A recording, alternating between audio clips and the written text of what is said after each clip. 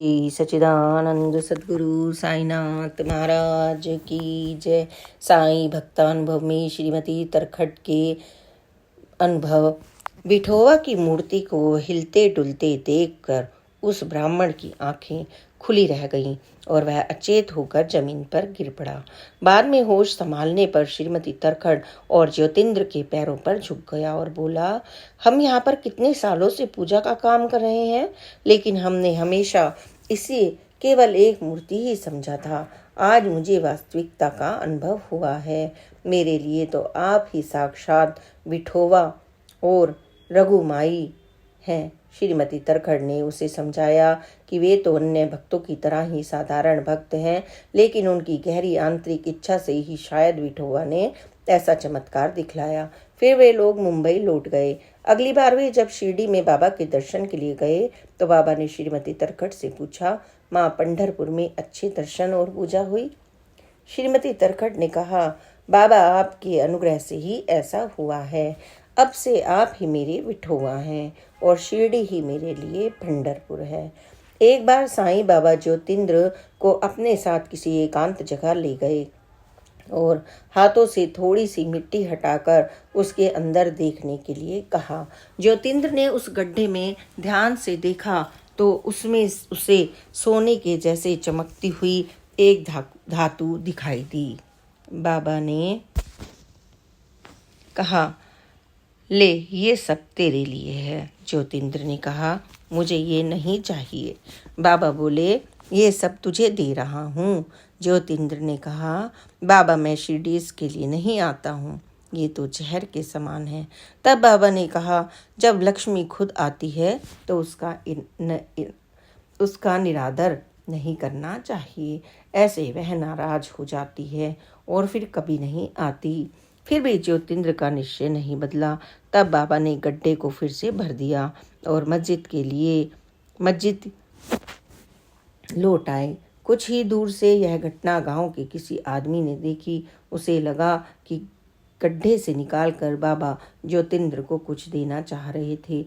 थोड़ा अंधेरा होते ही वह आदमी उत्सुकतावश वहां पहुंचा और उस गड्ढे को फिर से खोदा। उसने गड्ढे में झांक कर देखने की कोशिश की, फिर हाथ डालकर टटोला तो एक बड़े बिच्छू ने उसे डंक मार दिया। दर्द से कराहता हुआ कुदाल वहीं छोड़कर वह वहां से भाग गया। अगली सुबह भी जब दर्द कम नहीं हुआ तो वह मस्जिद में बाबा के पास गया और उसे ठीक करने की विनती की। बाबा ने उसमें थोड़ी उदी लगाई और दर्द शीघ्र ही ठीक हो गया। बाबा बोले, मूर्ख, लक्ष्मी केवल उसी के पास आती है जो उसके लायक हो। बाबा के जीवन काल में ज्योतिन्द्र कई बार शिरडी गए। श्री साईं सच्चरित्र में घटित 2 घटनाएं ज्योतिन्द्र ने अपनी आंखों से देखी थी। जैसे कि 11वें अध्याय में वर्णन है कि एक बार शिरडी में भयानक तूफान आया। झंझावत और हवा अत्यधिक वेग से चल रही थी। बिजली कड़क रही थी और मूसलाधार वर्षा हो रही थी। ऐसे में घबराकर गांव वाले बाबा के पास गए। बाबा ने मस्जिद के बाहरी किनारों पर निकलकर अपनी गर्जना भरी आवाज में तूफान को थमने के लिए कहा। हर बार बाबा के शब्द बादल की गर्जना से अधिक तेज थे, मानो दोनों के बीच कोई होड़ लगी हो। कुछ ही समय में तूफान थम गया। दूसरी घटना उस बाघ के बारे में है जिसकी मुक्ति का वर्णन सच्चरित्र के 39वें अध्याय में है। ये घटना ज्योतिन्द्र के सामने मस्जिद में ही घटी थी। बाद में बाबा ने ज्योतिन्द्र से पूछा, भाऊ, जानता है बाघ मुझसे क्या कह रहा था? ज्योतिन्द्र बोले, नहीं बाबा, मैं तो केवल आप दोनों के एक दूसरे को की तरफ देखते हुए ही देख रहा था। आप दोनों के बीच में क्या चल रहा था इसका मुझे कोई भी अनुमान नहीं है। तब बाबा ने कहा, बाघ मुझसे मुक्ति मांग रहा था, मैंने उसे तुरंत ही दे दी। हेमाड पंत ने भी साईं सच्चरित्र में इसका सही वर्णन किया है। अपने पूर्व जन्म में शायद बाघ कोई पुण्यवान व्यक्ति था जिसने अपने ज्ञान के घमंड में आकर किसी परम भक्त का तिरस्कार किया होगा, जिसके कारण उसे ऐसा जन्म मिला। अब श्री साईं बाबा के चरणों में आकर उसके पूर्व पाप धुल गए, वह कर्म बंधनों से मुक्त हो गया। यह सन 1918 की घटना है। बाबा अपने पास बैठे हुए भक्तों से पूछ रहे थे कि उन्हें क्या चाहिए।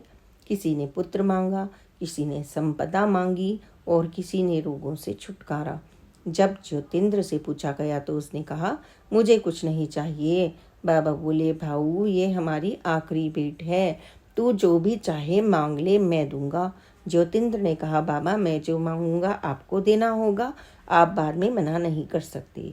बाबा के आश्वासन देने पर उसने कहा, बाबा अगले जन्म में चाहे मैं कोई भी रूप लूं, मुझे आप जरूर मिलना। ये सुनकर बाबा बोले, तो तू मुझे अगले जन्म के रण में बांधना चाहता है। ठीक है, तेरी इच्छा पूरी होगी। अगले जन्म में हम दोनों एक ही थाली में खाना खाएंगे।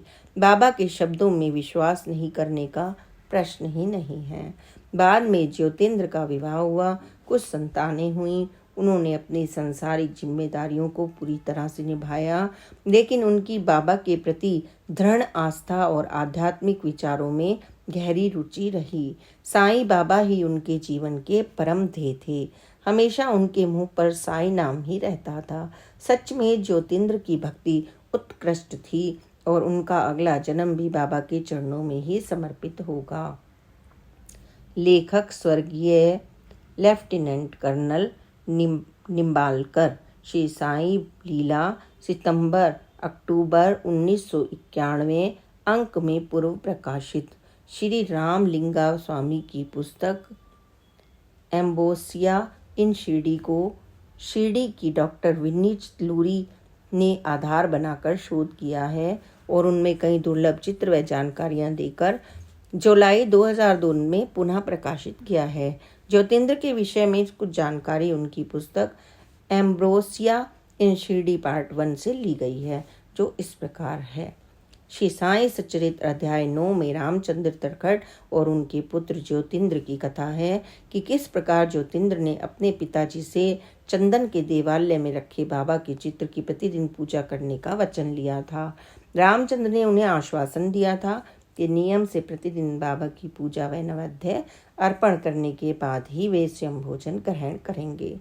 पिताजी से ऐसा प्रण करवाकर पूरी तरह से संतुष्ट होने के बाद ही ज्योतिंद्र अपनी माता के साथ शिरडी गया था। लेकिन एक दिन उनके पिता नैवेद्य अर्पण करना भूल गए थे।